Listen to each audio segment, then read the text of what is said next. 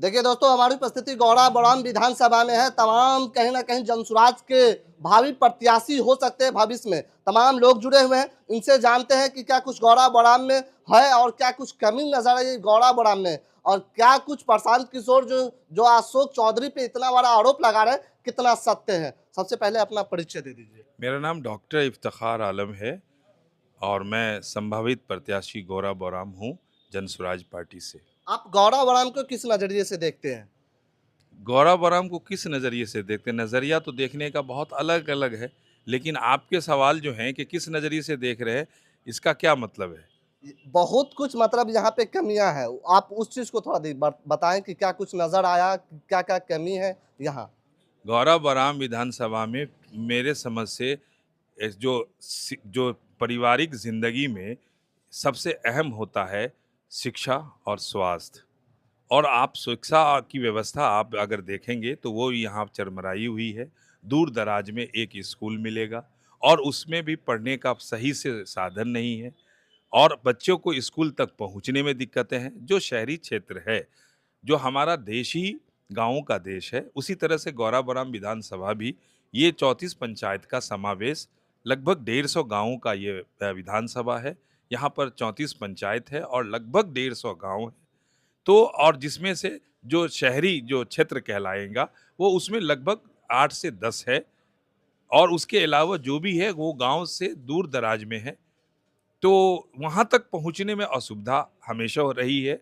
यातायात जो है सड़क जब अच्छी होती है तो यातायात आसान हो जाता है। जब यातायात आसान हो जाता है तो लोगों की शिक्षा, दीक्षा, व्यापार सब में तरक्की होती है। यहाँ यातायात की भी असुविधा है, तो शिक्षा का वही हाल है, स्वास्थ्य का भी वही हाल है और यातायात का भी वही हाल है।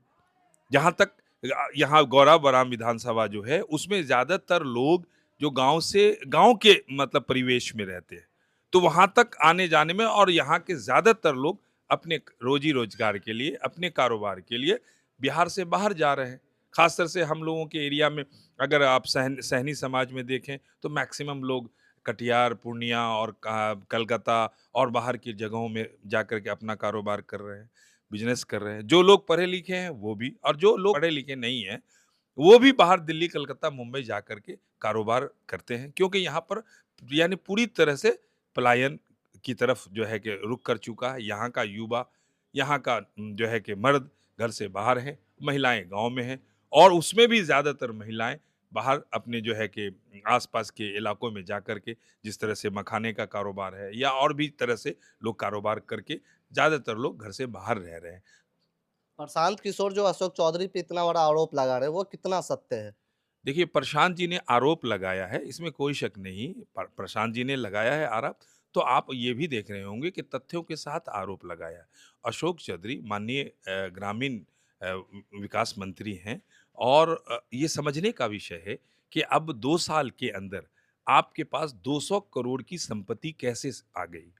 और संपत्ति भी वो किस तरह से प्रशांत जी ने बहुत डिटेल्स कहा है। अगर प्रशांत जी ने उन्होंने कहा है और इसमें कुछ असत्यता लगती है, कुछ गलतियाँ अगर लगती हैं, तो आप ये बताइए कि जेडीयू के प्रवक्ता ने तो खुद ये बात कहा है।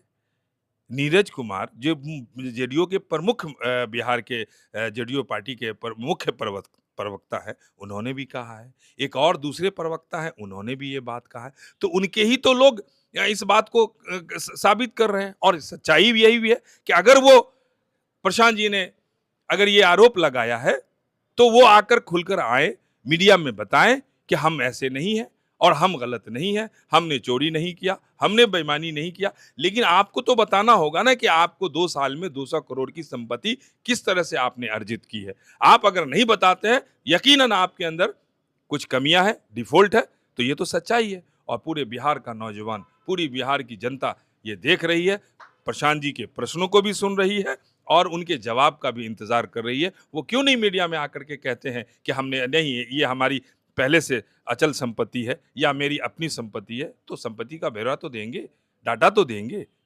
नौजवान पूरी उत्सुकता से इंतज़ार कर रही है अशोक जी का जवाब। हम लोग भी जानना चाहते हैं कि उनका क्या जवाब है। आप लोग क्या कुछ सोच रहे हैं प्रशांत किशोर के बारे में, जो अशोक चौधरी पे जो आरोप लगा रहे हैं, क्या कुछ सोच रहे हैं? कमेंट बॉक्स में जरूर बताइएगा।